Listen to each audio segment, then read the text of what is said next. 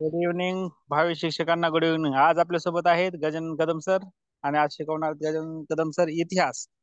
गजानन कदम सरांना विनंती करतो की त्यांनी त्यांचा तास सुरुवात करावा. गजानन कदम सर.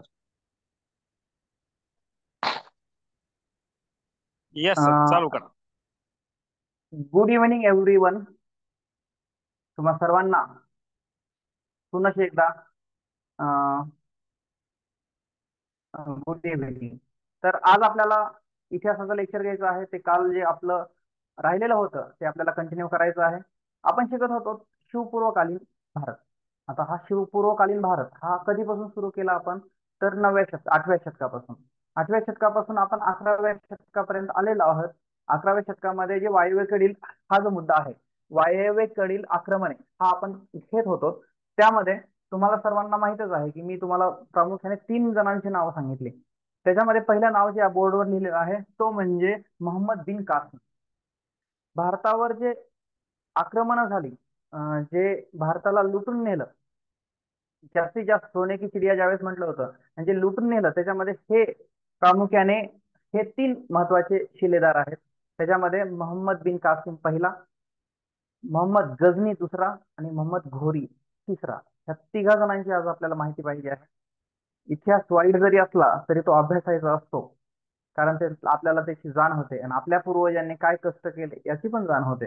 तर नक्कीच इतिहास हा तटस्थपणे वाचला गेला पाहिजे. त्याच्यामुळे हे जरी आक्रांत असले तरी त्यांनी आक्रमण केली, त्याचा आपल्याला इतिहास अवश्य वाचायचा आहे. तर काल आपण पाहिलं होतं की मोहम्मद बिन कासिम हा जो आहे तो कशामुळे भारतात आला, याचा इतिहास मी सांगितला.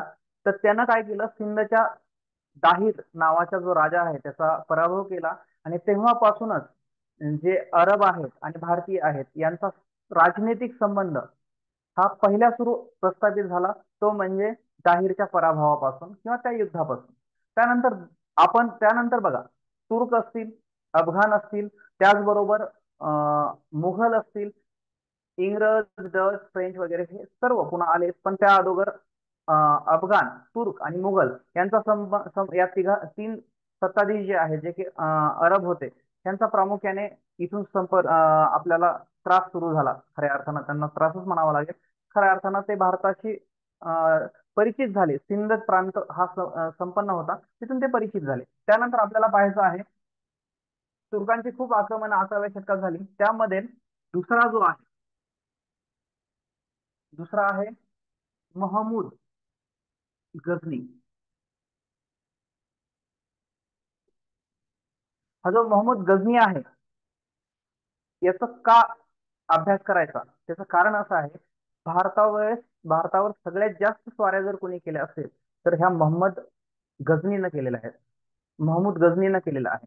हा गझनी प्रांतातील त्याचा जन्म झालेला होता. त्याचा जन्म झालेला होता 2 नोव्हेंबर 2 नोव्हेंबर 971 हा त्याचा जन्म आहे. बघा, 971 हा त्याचा जन्म आहे. तो 998 या वर्षी तो राजगादीवर आला,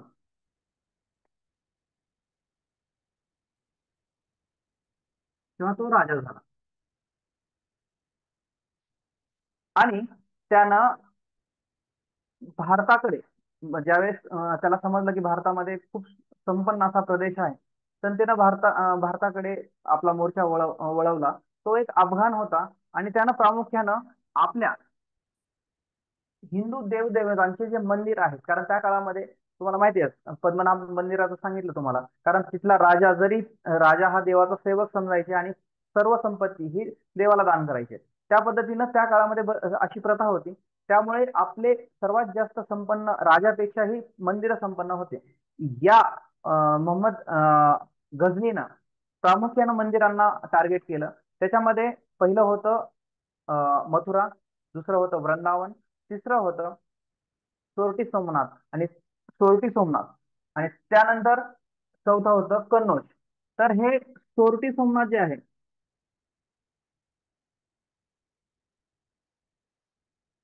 सोरटी सोमनाथ हे गुजरात मधील तुम्हाला माहित असेल, आपले जे 12 ज्योतिर्लिंग आहेत त्याच्यामधलं सोरटी सोमनाथ हे पहिलं ज्योतिर्लिंग आहे. आणि त्याच ज्योतिर्लिंगाचे 17 वेळेस स्वारी करण्यात आली आणि 17 वेळेस ते लुटून नेण्यात आलं. त्याचबरोबर मथुरा आणि वृंदावन हे कृष्णाशी संबंधित आहेत. कन्नौज हे सुद्धा प्रसिद्ध असं देवस्थान आहे. त्या ठिकाणी देवाच्या मंदिरांची, त्याचबरोबर मूर्त्यांची विटंबना करणे, कारण मुस्लिम हे मूर्तीपूजा मान्यच करत नव्हते, त्याच्यामुळे मूर्त्यांची विटंबना करणे, मंदिरांचं लूटपाट करणे हे त्यांनी केलं. आणि यांनी सोरटी सोमनाथवर 17 स्वाऱ्या केल्या.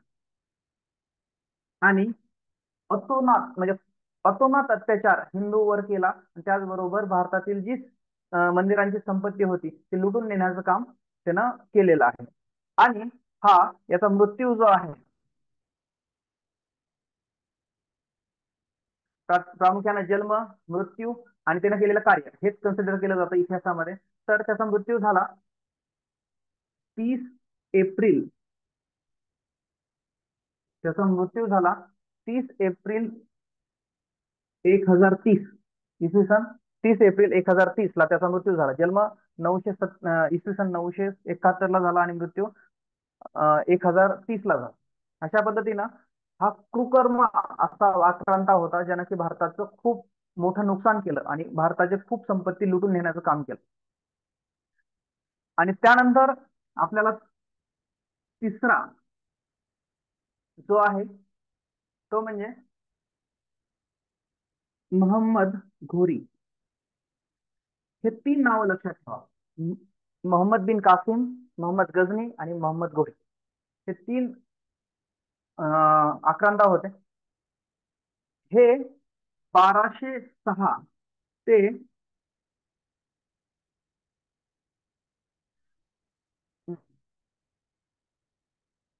हा जो मोहम्मद घोरी आहे हा घोर, मोहम्मद घोरी हा घोर नावाचं जे घराणे आहे याचा तो अं, सेनानी होता, सैनिक होता. आणि त्यानं अफगाणमध्ये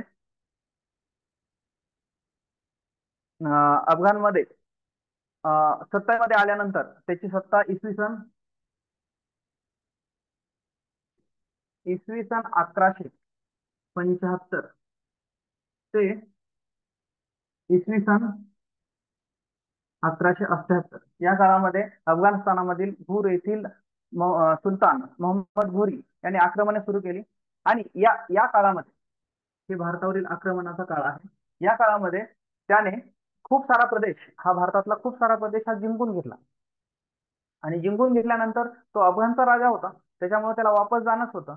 परंतु जिंकलेला प्रदेश काय करायचा, तर ते ना, म्हणजे हा आक्रांता होता त्याच्यामुळं लुटून ने, चोर काय राहायला येतात का घरात, डाकू राहायला येतात का घरात, नाही.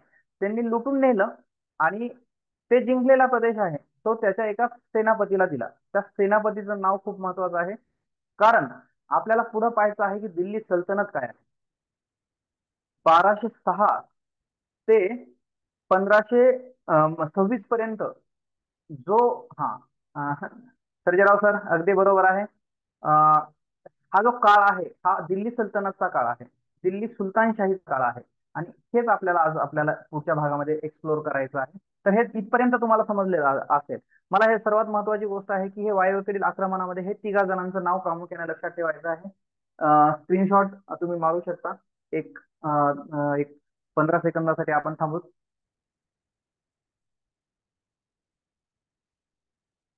आता यामधील जो, हा, याचं नाव लिहून घ्या. कोण होता तो, त्याची नेमणूक केली होती, त्याचं नाव होतं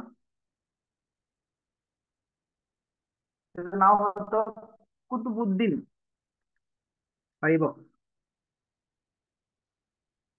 हा सेनापती किंवा त्याची नेमणूक ही मोहम्मद घोरीनं भारतावर नियंत्रण ठेवण्यासाठी, जिंकलेल्या प्रदेशावर नियंत्रण ठेवण्यासाठी कुतुबुद्दीन ऐबकची नेमणूक केली होती. आता हा कुतुबुद्दीन ऐबक जो आहे तोच नंतर पुन्हा दिल्ली सल्तनतचा पहिला राजा कसा झाला हे आपल्याला पाहायचं आहे. तर हे इथपर्यंत आपण पाहिलेलं आहे. आता पुढं आपल्याला पाहायचं आहे दिल्ली सल्तनत, कारण हे खूप महत्वाचे आहे. दिल्ली सल्तनतवर एकूण 5 घराण्यांनी राज्य केलं. आणि ह्या 5 घराण्यांचा नावं जे आहेत ते कसे लक्षात ठेवायचे त्यासाठी एक छोटीशी ट्रिक पण मी सांगणार आहे. तर प्रामुख्याने हा जो उत्तरेकडील सुलतानशाही, हा जो पुढचा मुद्दा आहे, उत्तरेकडील सुलतानशाही,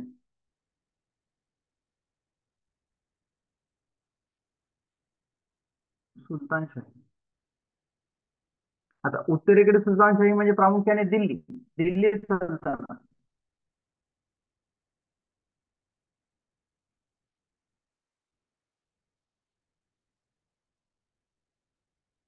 दिल्ली सल्तनत याचा प्रामुख्याने आपल्याला इतिहास पाहायचा आहे. तर हा दिल्ली सल्तनतचा इतिहास, या दिल्ली सुलतानांचा इतिहास हा इसवी सन 1206 ते 1526 पर्यंत आहे. या प्रदीर्घ काळामध्ये दिल्ली ही प्रामुख्याने या सुलतानांच्या अधिपत्याखाली होती. हे कोण होते? तर तुम्हाला सांगितलं, कुतबुद्दीन ऐबक हा जो होता त्याची नेमणूक इथं करण्यात आलेली होती.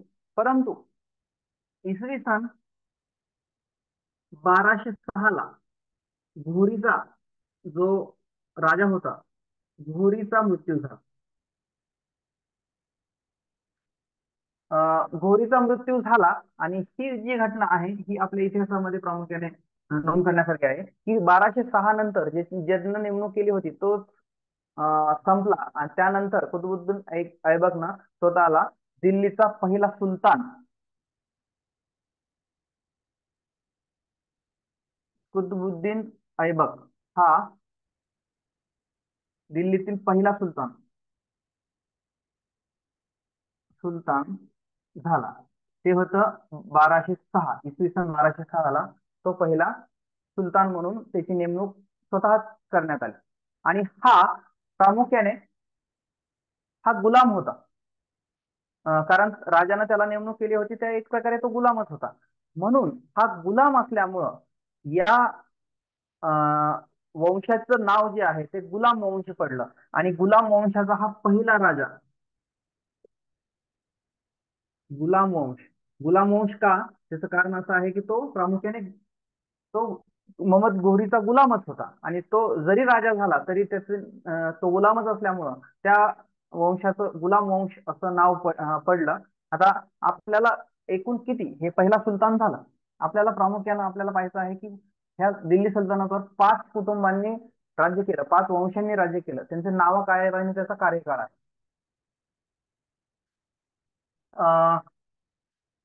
आपले आपले जे ऑनलाईन जे आहेत सगळे विद्यार्थी प्रामुख्याने सांगा, म्हणजे तुम्ही जर सांगितलं कमेंटमध्ये की 5 घराणे होते, गुलाम वंश पहिला होता, त्यानंतर कोण कोण होतं, तर आपल्याला ते बरं पडेल.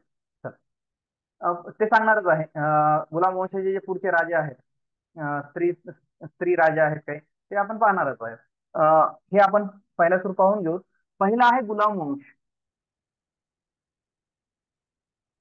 याचा कार्यकाळ आहे 1206, इसवी सन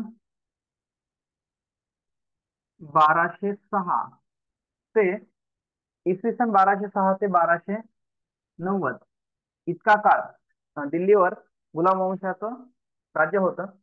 त्यानंतर दुसरा खिलजी वंश, अल्लाउद्दीन खिलजी त्या वंशामधून होता. तर हा खिलजी वंश होता. त्यांनी इसवी सन 1290 ते प्रामुख्याने 1320 पर्यंत दिल्ली सल्तनतवर सत्ता काबीज केली. त्यानंतर तिसरा होता तुगलक तुगलक वंश. मोहम्मद बिन तुगलक हा देवगिरीला आपली राजधानी घेऊन आला होता. तर तो जो राजा होता, तर इसवी सन 1320 ते पुढे त्यानं 1414 पर्यंत त्यानं राज्य केलं. त्यानंतर थोड्या काळासाठी दिल्ली सल्तनतवर सय्यद वंशाचा ताबा होता. हा खूप कमी काळ दिल्ली सल्तनतवर राहिले सय्यद. 1414 1414 ते 1451 एवढे जवळजवळ 30-40 वर्षाचा काळ, एवढे फक्त ते तिथं अस्तित्वात होते, राजे होते. आणि पाचवे जे आहे, जे लोधी वंश आहे, इसवी सन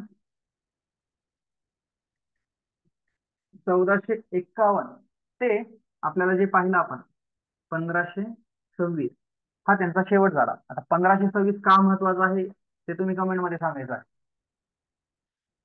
ओके, तर हे स्क्रीनशॉट. आता हे जे वंश आहेत, गुलाम वंश असेल, खिलजी वंश असेल, तुगलक वंश असेल, सय्यद वंश असेल आणि लोधी वंश असेल, हे वंश लक्षात ठेवायचे कसे? तर याच्यासाठी एक छोटीशी ट्रिक आहे जी तुम्हाला खूप आवडेल. थोडीशी वेगळी आहे परंतु ती तुम्हाला आवडेल. हिंदी आहे.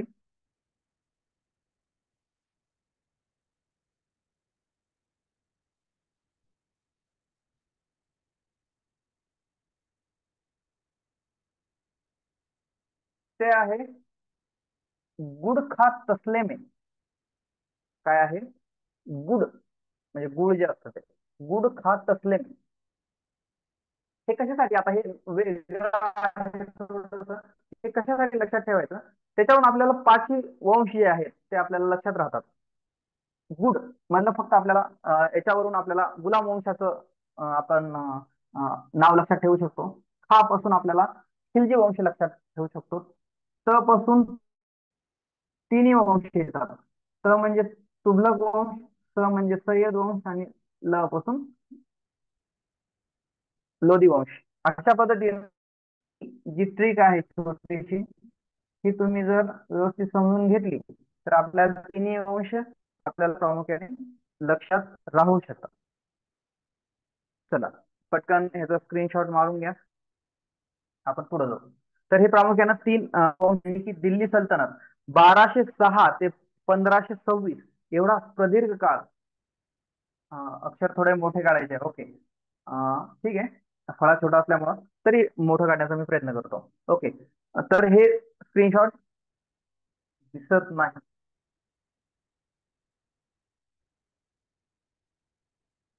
आता दिसतंय का?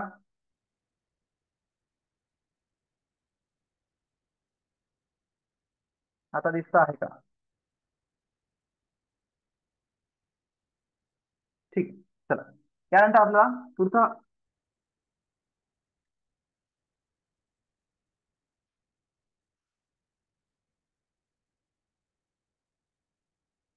ओके, तर आपल्याला हे आपण पाहिलं की आपण पाहिलं की प्रामुख्याने तुगलक. ओके, गायत्री मध्ये नो दिसत नाहीये. ठीक आहे, एक मिनिट.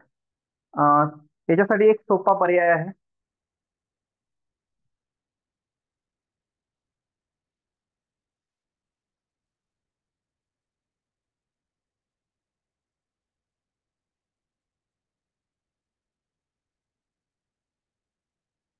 मी स्क्रीन शेअर करतो.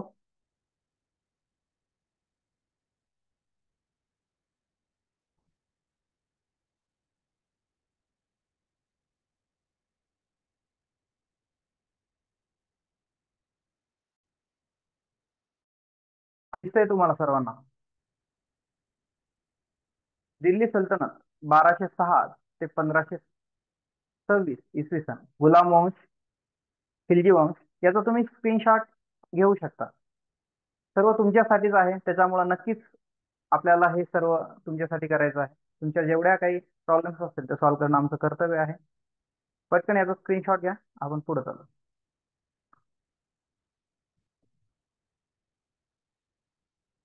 ओके, चला. Okay, done. Thank you, thank you. त्यानंतर हा तुम्हाला एक फक्त सांगायचं होतं. जो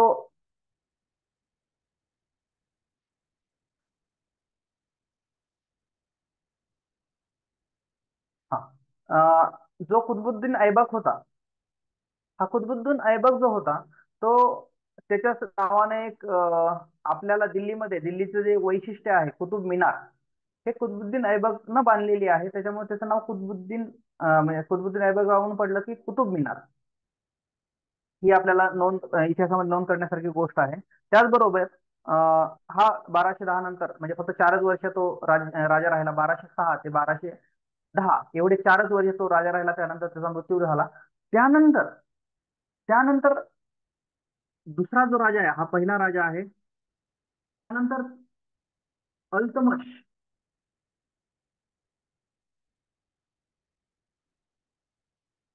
अल्तमश नावाचा दुसरा राजा हा दिल्लीच्या गादीवर आला. आता यांचं जास्त आपल्याला उल्लेख नाही करायचा, आपल्याला पुढे खूप बघायचं आहे. त्यानंतर इतिहासातील पहिली दिल्ली सल्तनतवर राज्य करणारी रझिया सुलताना ही पहिली महिला, ती मुस्लिम महिला शासक आणि जी की दिल्लीचा तख्त तिनं सांभाळलं, तर रझिया सुलताना. परंतु तुम्हाला माहितीच आहे की त्या काळामध्ये खूप पुरुष प्रधान संस्कृती असल्यामुळं त्यामध्ये त्यामध्ये अंतर्गत बंडाळी झाली आणि त्यानंतर रझिया सुलताना अंतर्गत बंडाळी झाली आणि त्यानंतर रझिया सुलतानाचा खून करण्यात आला. असा पण काळा इतिहास आपल्याला आहे. तर रझिया सुलताना तिनं जेवढं शासनकाळ मिळालं त्यामध्ये खूप साऱ्या सुधारणा करण्याचा प्रयत्न केला आणि त्यानंतर तिचा खून करण्यात आला. त्यानंतर चौथा जो होता तो बलबन नावाचा राजा होता. हा बलबन नावाचा राजा हा शेवटचा राजा याचा गुलाम वंशाचा होता. त्याचा मृत्यू हा 1290 ला झाला. त्यानंतर खिलजी वंशाची सुरुवात झाली. आता हे खिलजी वंश वगैरे हे सर्व आपल्याला डीप मध्ये पाहायचं नाहीये, आपल्याला पुढे जायचं आहे. फक्त आता यामध्ये आपल्याला एवढंच पाहायचं आहे की लोधी वंश जो होता त्या लोधी वंशामध्ये सगळ्यात शेवटचा जो अलाउद्दीन खिलजी वगैरे हे तर तुम्हाला माहितीच आहे सगळ्यात शेवटचं, कारण आपल्याला पुढं शिवपूर्वकालीन इतिहास पाहायचा आहे तर हे सर्व डीप मध्ये पाहता येणार नाही. तर याच्यामध्ये आपल्याला जायचं आहे की लोधी वंश, हा लोधी वंशामध्ये हा जो शेवटचा जो राजा होता, सर्वात शेवटचा राजा, त्याचं नाव होतं इब्राहिम लोधी. इब्राहिम लोधी हा शेवटचा राजा आहे, लोधी वंशातील शेवटचा राजा. हा शेवटचा का, आणि तुम्हाला प्रश्न विचारला होता की 1526 हे इसवी सन महत्वाचे का. मला कमेंट मध्ये पटकन उत्तर द्या. 1526 हे का महत्वाचं आहे, कारण त्यावेळेस एक महत्वाची ऐतिहासिक घटना घडली. हम्म सर्जेराव सर अपेक्षित उत्तर आहे. धन्यवाद, तुमचं उत्तर एकदम करेक्ट आहे. तर हा यस, आशा मॅम अगदी बरोबर आहे. पानिपत, प्रामुख्याने पानिपताची 3 युद्ध झाली. त्याच्यातलं पहिलं युद्ध जे होतं, हा सर्जेराव सर बरोबर आहे. पहिलं युद्ध जे होतं ते पानिपतचं पहिलं युद्ध हे इब्राहिम लोदी आणि बाबर या दोघांमध्ये झालं. आता लोदी जो आहे हा लोधी हा शेवटचा राजा होता, परंतु त्याच्या वागण्याच्या पद्धतीमुळे त्यानं खूप सारे दुश्मन त्यानं तयार केलेले होते. त्यावेळेस पंजाब मधील जो राजा होता, पंजाब मधील राजा यानं काय केलं, पंजाब मधील राजानं इब्राहिम लोधीचा बंड किंवा इब्राहिम लोधीला विरोध करण्यासाठी त्यानं बाबराची मदत घेतली. हा तुर्क होता. तो बाबराची मदत घेतली आणि बाबरला भारतामध्ये बोलवलं इब्राहिम लोधीचा म्हणजे हे करण्यासाठी, विरोध करण्यासाठी किंवा त्याच्याशी लढाई करण्यासाठी. आणि हा बाबर पहिल्या सुरू भारतात आला. त्याने इब्राहिम लोधी हा शेवटचा लोधी वंशाचा जो राजा होता त्याचा पराभव केला. तो पराभव केला कुठे, तर तो पराभव केला पानिपत मध्ये. आणि पानिपत कुठं आहे, दिल्लीपासून अवघ्या 90 किलोमीटरवर हरियाणा जिल्ह्यामधील कर्नूल जो विभाग आहे त्या विभागामध्ये पानिपत नावाचं गाव आहे. हे आपल्यासाठी तर खूपच महत्वाचं आहे.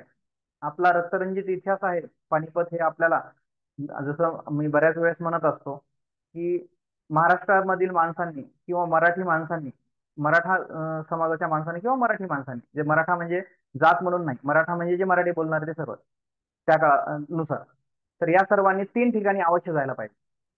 एक, छत्रपती शिवाजी महाराजांची समाधी ज्या ठिकाणी आहे ते म्हणजे रायगड. दोन, दुसरे राजे, छत्रपती संभाजीराजे, धर्मरक्षक संभाजीराजे, त्यांचा जिथं जिथं मृत्यू झाला ते म्हणजे तुळापूर. आणि तिसरं म्हणजे पानिपत. पानिपत का? कारण महाराष्ट्रामधील प्रत्येक घरातील, घरातील एक दिवा हा विजला होता. त्याचं कारण होतं की 1 लाख मराठे किंवा त्या काळामध्ये म्हणजे सर्व मराठी बोलणारे सर्व, 1 लाख मराठ्यांचा मृत्यू हा पानिपताच्या तिसऱ्या युद्धामध्ये झाला होता, सदाशिव पेशवे बरोबर जे गेले होते. आणि याच्यामुळे पानिपत हे आपल्या पूर्वजांचं रक्त जिथं सांडलं, अशा 3 जागा 100% आपण जायला पाहिजे. त्यातल्या 2 जागी मी गेलेलो आहे स्वतः. मी छत्रपती शिवाजी महाराजांची समाधी आणि जन्मस्थळ दोन्ही पाहून आलो. त्याचबरोबर मी संभाजीराजेचं जन्मस्थळ आणि मृत्यूस्थळ हे पण पाहून आलो. आता राहिला प्रश्न तिसरा, पानिपत. 100% आयुष्यात 100% मी पानिपतला जाणार आणि आपल्या पूर्वजांचा इतिहास हा नक्कीच पाहणार आहे. चला पुढं. पानिपतचं हे पहिलं युद्ध आहे. त्याचा काळ जो आहे तो आहे 21 एप्रिल 1526.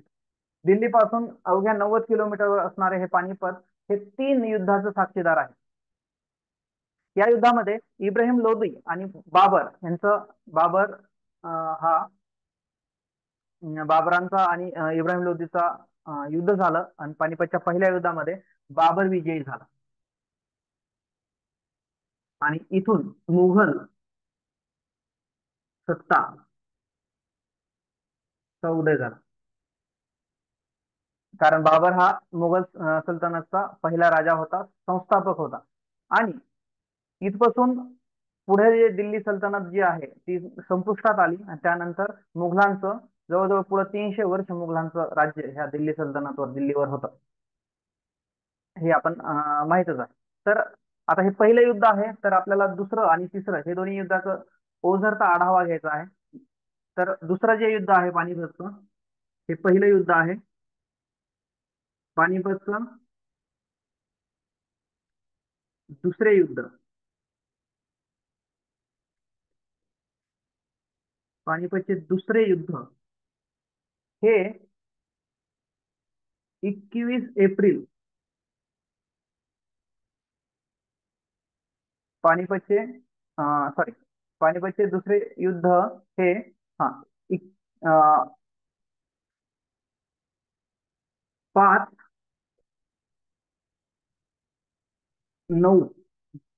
5/9/1556, म्हणजे 5 सप्टेंबर 1556 साली झालं. आणि ते कुणामध्ये झालं? तर ते झालं अकबर, अकबर आणि हेमू. आता हेमू याला, हे हेमू जरी म्हणत असलं तरी त्याचं नाव हेमचंद्र विक्रमादित्य होतं. त्याचं नाव होतं विक्रमादित्य.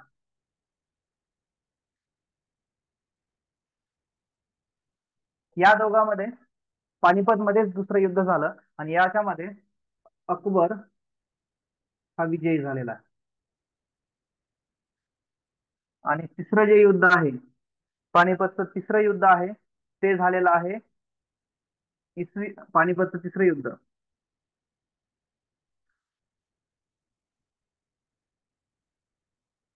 हे झालेलं आहे 1761 साली. याच्यामध्ये 2 पक्ष होते. एक पक्ष होता अहमद शाह अब्दाली, दुसरं होता सदाशिव भाऊ पेशवे.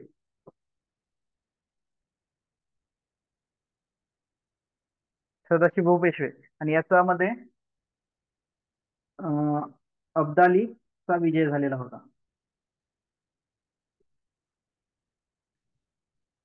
आणि इतिहासामधील ही एक मराठ्यांची बळबळीत जखम झालेली आहे की 1 लाख मराठे हे पानिपतामध्ये वीरमरण आलेलं होतं. आणि हे युद्ध जे आहे ते चुकीच्या म्हणजे थोड्या गैरसमजामुळं ते युद्ध मराठ्यांनी हारलं. कारण हे युद्ध जिंकलं असतं, कारण दुपारपर्यंत जिंकणारं युद्ध हे संध्याकाळपर्यंत हारलं का, त्याचा खूप मोठा इतिहास आहे. विश्वासरावांचं काय झालं, सदाशिव भाऊचं काय झालं, गारदी जो होता जनकी तोफखाना प्रमुख होता त्याच्या कशा चुका झाल्या, युद्धतंत्र कसं चुकीच्या पद्धतीनं केलं. अं, म्हणजे अहमदशाह अब्दालीची वाट सदाशिव भाऊनं अडवलेली होती आणि सदाशिव भाऊची वाट अहमदशाह अब्दालीनं अडवली होती. हे एकूणमेकांच्या एकदम अपोजिट साईडला उभारले होते. कारण सदाशिव भाऊ पेशवे हे खूप छान पद्धतीनं होतं. ओके, तर ते आपण पुढे पाहू, कारण हे इतक्या याच्यामध्ये कमी काळामध्ये होणार नाही. तर आता आपल्याला पाहायचं आहे, आपण पाहिलं की हे स्क्रीनशॉट जर शक्य असेल तर स्क्रीनशॉट मारून घ्या. ओके, आता आपल्याला 2 घराण्यांचा इतिहास पाहायचा आहे प्रामुख्याने. ते 2 घराणे म्हणजे एक आहे विजयनगर साम्राज्य, दुसरं आहे बहामनी साम्राज्य. आणि हेच कम्प्लीट झालं की आपल्याला छत्रपती शिवाजी महाराजांच्या इतिहासाकडे जायचं आहे. वेळ कमी आहे, शक्य तेवढं मी फास्टमध्ये हे दोन्ही घराणे घेण्याचा प्रयत्न करतो. तर विजयनगर साम्राज्य एक आहे विजयनगर साम्राज्य.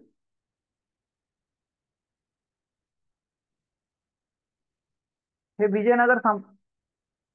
हा विजयनगर साम्राज्य प्रामुख्याने दिल्लीमध्ये ज्या वेळेस तुघलक दिल्लीमध्ये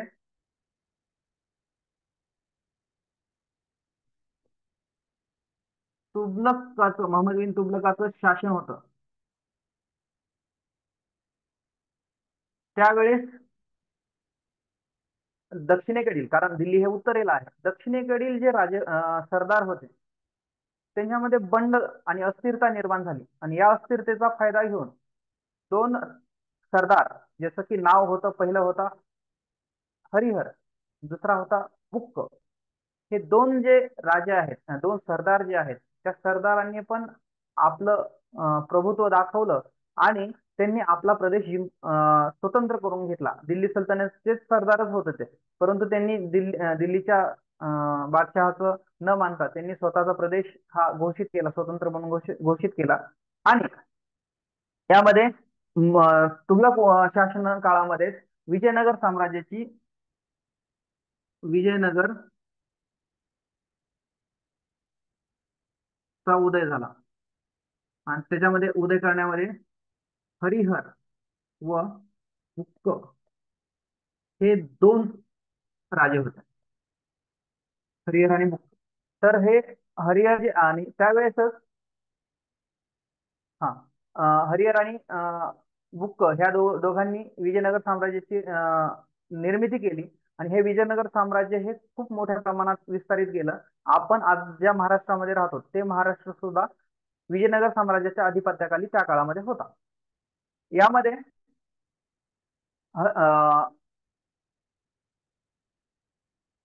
इसवी सन 1336 मध्ये स्थापना, विजयनगर साम्राज्याची स्थापना हे 1336 मध्ये झालेली आहे. आणि त्याची राजधानी जी आहे, आज सध्या आपल्या शेजारील जे राज्य आहे कर्नाटक, ह्या कर्नाटक राज्यामध्ये एक हम्पी नावाचं गाव आहे किंवा शहर आहे, टुरिस्ट डेस्टिनेशन आहे. हे खूप जबरदस्त असं राज्य आहे, शहर आहे. तर हम्पी हे ज्यांना की पर्यटनाचा छंद आहे त्यांनी अवश्य हम्पीला भेट द्यायला पाहिजे. खूप छान असं प्लेस आहे. तर ही विजयनगर साम्राज्याची राजधानी होती.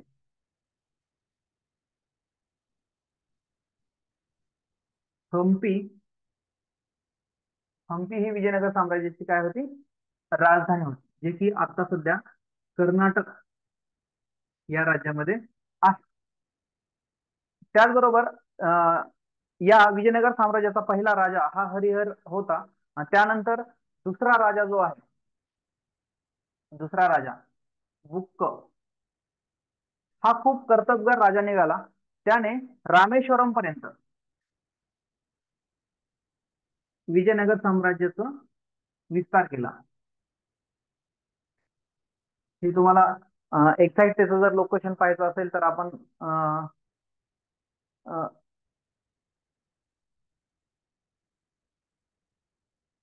स्क्रीन शेअर करू शकतो.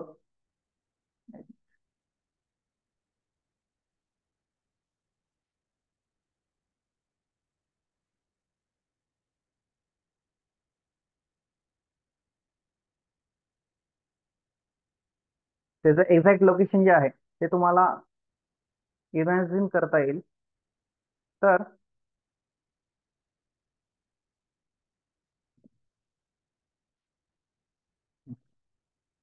तर बघा, याच्यामध्ये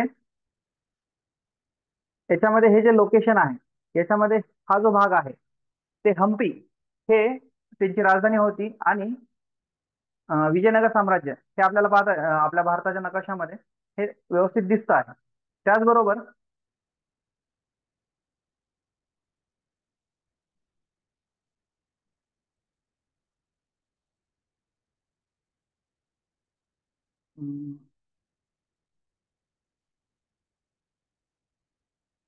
स्क्रीन शेअर पुढे हरिहरने रामेश्वरम पर्यंत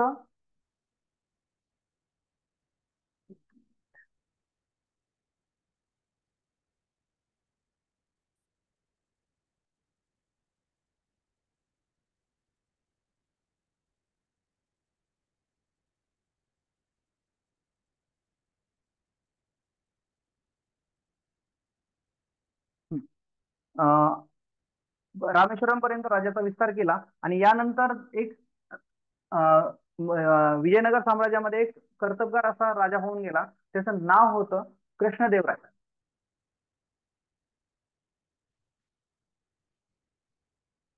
हे कृष्णदेवराय आहेत ते प्रभावशाली असे राजे होते. इसवी सन 1509 मध्ये हे गादीवर आले.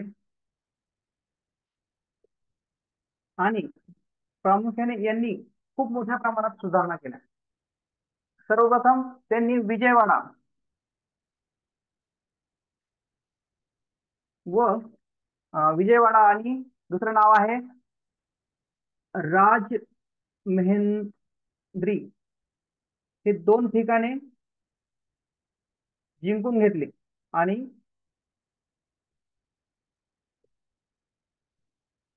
विजयनगर साम्राज्याचा विस्तार केला. त्याचबरोबर त्या काळामध्ये जे बहामनी साम्राज्य होतं, बहामनीच्या सुलतानांशी बहामनी सुलतानाचा पराभव केला.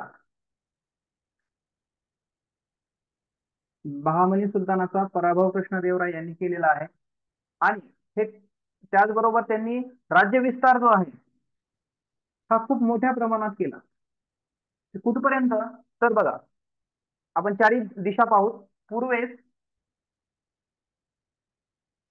पूर्वेस कटक पर्यंत आपल्याला माहित असेल आपला भारत जो आहे, अखंड भारत जे आहे, जे की स्वप्न आहे आपल्या सरकारचं आताच्या अखंड भारत, ह्या अखंड भारत मध्ये अटक पासून कटक पर्यंत असं म्हटलं जातं. अटक हे कुठं आहे तर अफगाणिस्तानच्या पाकिस्तान अफगाणिस्तानच्या बॉर्डरवर आहे. तिथपासून कटक पर्यंत हा संपूर्ण भाग जो आहे तो भाग भारताचा होता, अखंड भारताचा भाग होता. तर हे कटक पर्यंत त्यांनी पूर्वेस राज्य विस्तार केलेला आहे. पश्चिमेस पश्चिमेस ते गोवा हे त्यांनी गोव्यापर्यंत. त्यानंतर दक्षिणेस हिंदी महासागर म्हणजे हिंदी महासागरापर्यंत. आणि उत्तरेस हिंदी महासागर आणि उत्तरेस रायचूर पर्यंत युपी मध्ये आहे. रायचूर पर्यंत हा जो राज्याचा विस्तार आहे तो त्यांनी केलेला आहे कृष्णदेवराय यांनी. आणि हा एक विद्वान राजा होता. एक छोटासा प्रश्न, जर तुम्ही फास्ट आहेत, कृष्णदेवराय यांनी एक ग्रंथ लिहिलेला आहे, तो तेलुगू भाषेमधून लिहिलेला आहे. जर कमेंट मध्ये उत्तर आलं तर डेफिनेटली खूप म्हणजे चांगली गोष्ट आहे. कुणी कृष्णदेवराय यांनी एक ग्रंथ लिहिलेला आहे, त्या ग्रंथाचं नाव काय? मी तर लिहून सांगणारच आहे. तर विजयनगर साम्राज्यामध्ये 1,000 राम मंदिर आणि 1,000 विठ्ठल मंदिर बांधण्याचं काम हे कृष्णदेवराय यांनी केली. आणि हे शेवटचे राजे म्हणजे प्रभावशाली राजे ठरले. त्यांच्या मृत्यूनंतर विजयनगर साम्राज्याला उतरती कळा लागली आणि इसवी सन 1565 ला, इसवी सन 1565 ला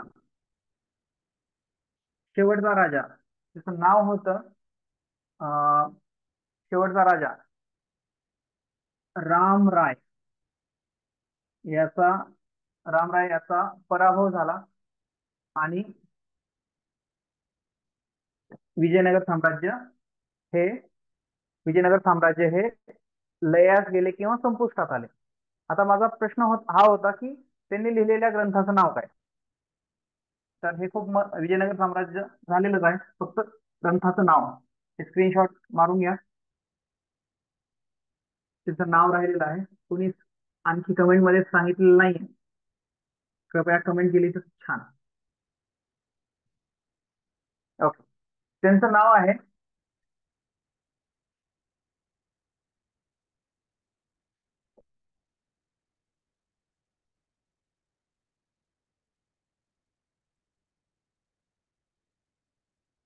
हा स्वाती मॅम, तुमचं एकदम बरोबर आहे. हा, आमुक्त माल्यदा हे राजनैतिक ग्रंथ आहे जो कृष्णदेवराय यांनी लिहिलेला आहे. ओके, व्हिडिओ व्हिडिओ पॉज करून बघता येतं, ते काही प्रॉब्लेम नाही, किंवा मी शेअर करतो स्क्रीन. ओके, हा. तर हा ग्रंथाचं नाव लक्षात ठेवा, कृष्णदेवराय यांनी केला होता आणि तो कोणत्या भाषेत आहे? तर तो तेलुगू भाषेत आहे.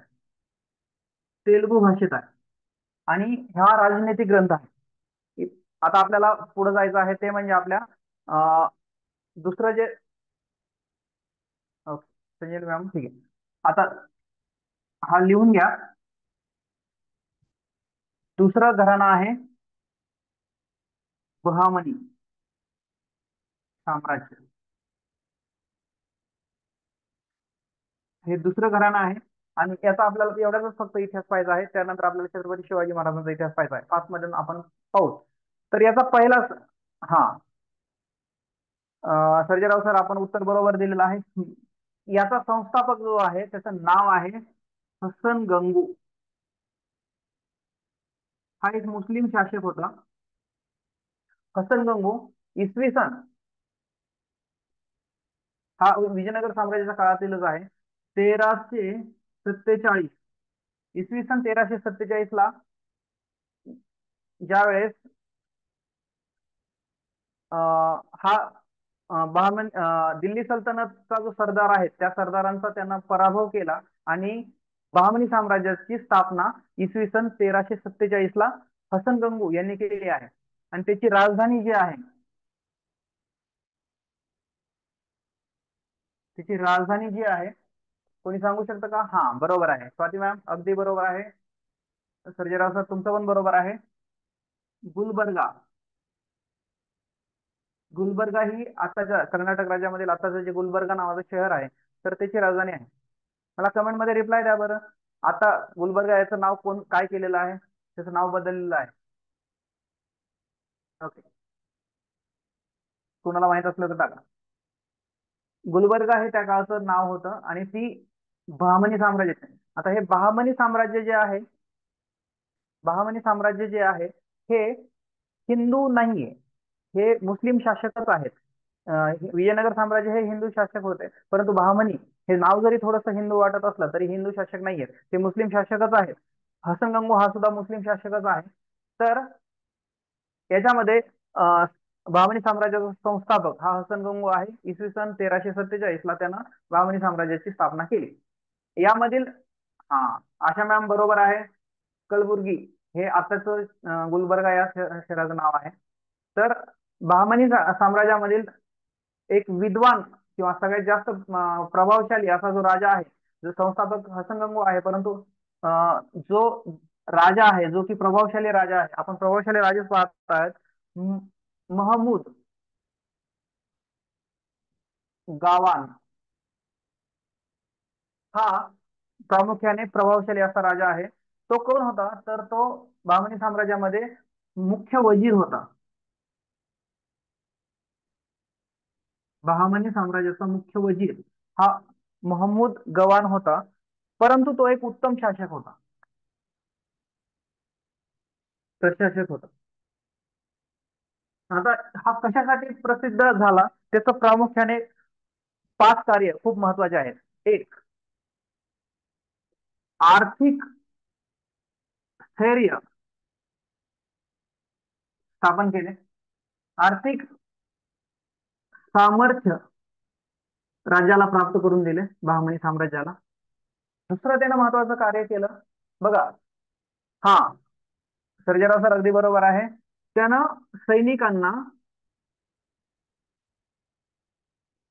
रोख वेतन किंवा पगार सुरू केले. वेतन किंवा पगार हे पहिला शासक आहे की ज्यानं सैनिकांना रोख रकमी पगार द्यायला सुरू केले. त्याचबरोबर उत्कृष्ट कार्याबद्दल सैनिकाला जहागिरी देण्याचं पण जहागिरी दिल्या. उत्कृष्ट कार्याबद्दल सैनिकांना जहागिरी दिल्या.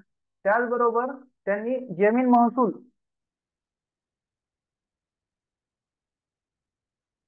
सुधारणा खूप मोठ्या प्रमाणात केल्या, हसन महमूद गवान यांना.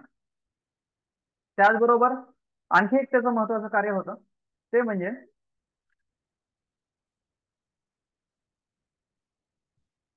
5वं सर्वात महत्वाचं काम, बिदर या ठिकाणी, बिदर येथे त्याने फारशी व अरबी यांचा अभ्यास करण्यासाठी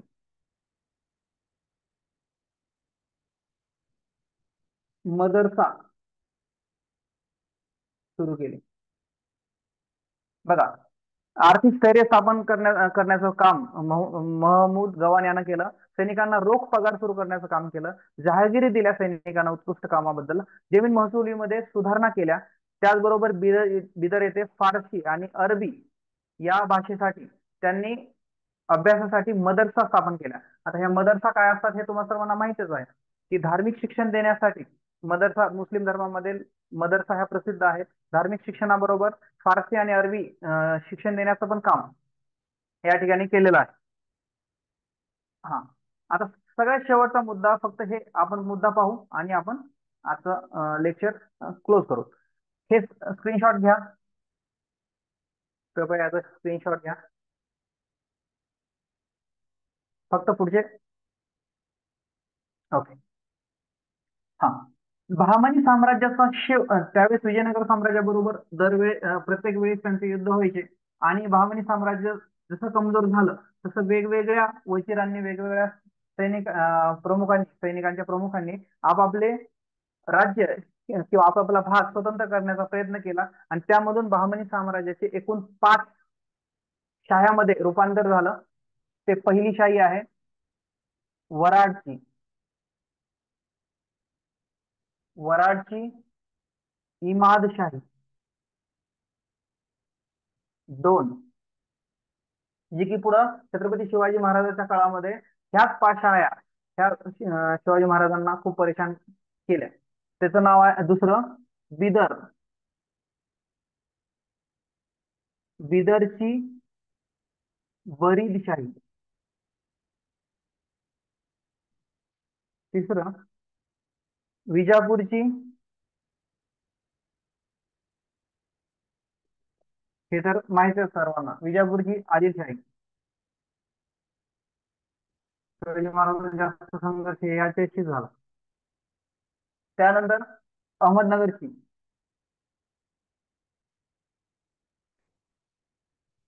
निजामशाही. आणि शेवटचं आहे ते म्हणजे Golconda. गोलकोंड्याची Qutb Shahi.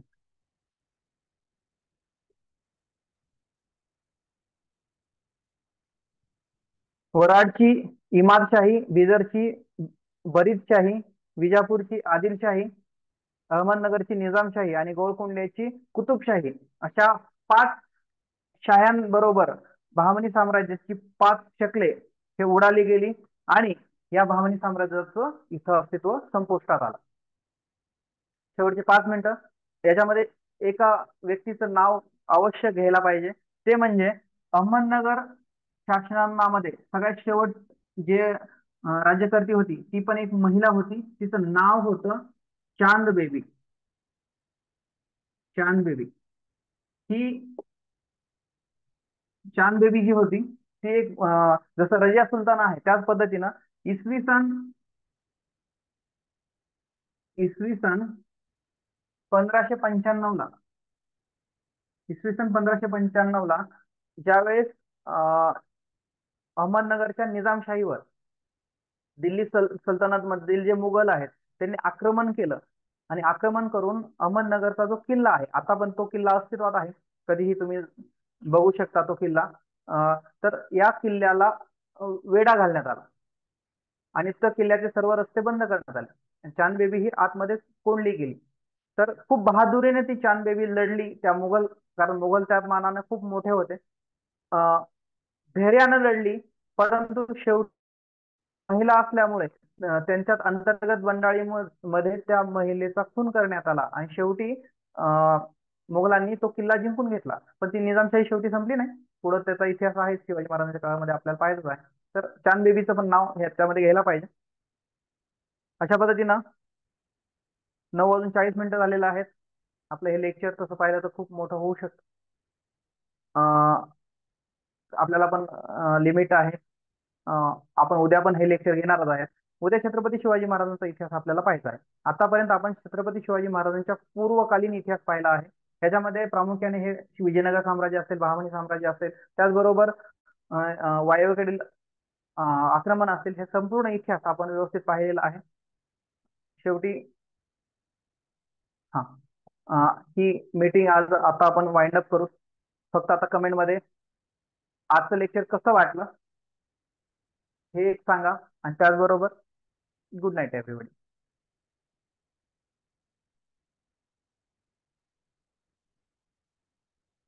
Okay, thank you. Thank you ma'am, Komal ma'am, Swati ma'am, छान, रुपाली मॅम, अगदी सर्वजण खूप छान रिप्लाय देतात. मला यापेक्षाही जास्त म्हणजे मला कंटिन्यू मला वाटतं 2 ते 3 तास मला कंटिन्यू बोलावं असं वाटतं तुमच्याशी, परंतु तेवढा वेळ भेटत नाही. आपण उद्या आणि उद्या पण लेक्चर घेणारच आहेत आणि त्यानंतर नेक्स्ट वीक मध्ये सुद्धा आपले 2-3 लेक्चर होणारच आहेत. ओके, धन्यवाद. या ठिकाणी गुड एव्हरीवन, तुम्हा सर्वांना पुन्हा एकदा गुड नाईट आणि आपण या ठिकाणी आपली मीटिंग एंड करू. शुभरात्री सर्वांनी. शुभरात्री जरी म्हणत असेल तरी माझं एक मी तुम्हाला सांगायचं राहिलं की सर्वांसाठी दिवाळी आहे, तुमच्यासाठी नाही. दिवाळी ही सण म्हणून साजरा करा, परंतु ही तुमची अटीतटीची लढाई आहे. यावेळेसची टीईटी हे तुम्हाला पास व्हायचंच आहे आणि पुढच्या वर्षी हे जिल्हा परिषद मध्ये जायचं आहे. एवढं आपलं एम ठेवा. हॅपी दिवाळी सर्वांना. हॅपी दिवाळी. मीटिंग एंड करतो. ओके.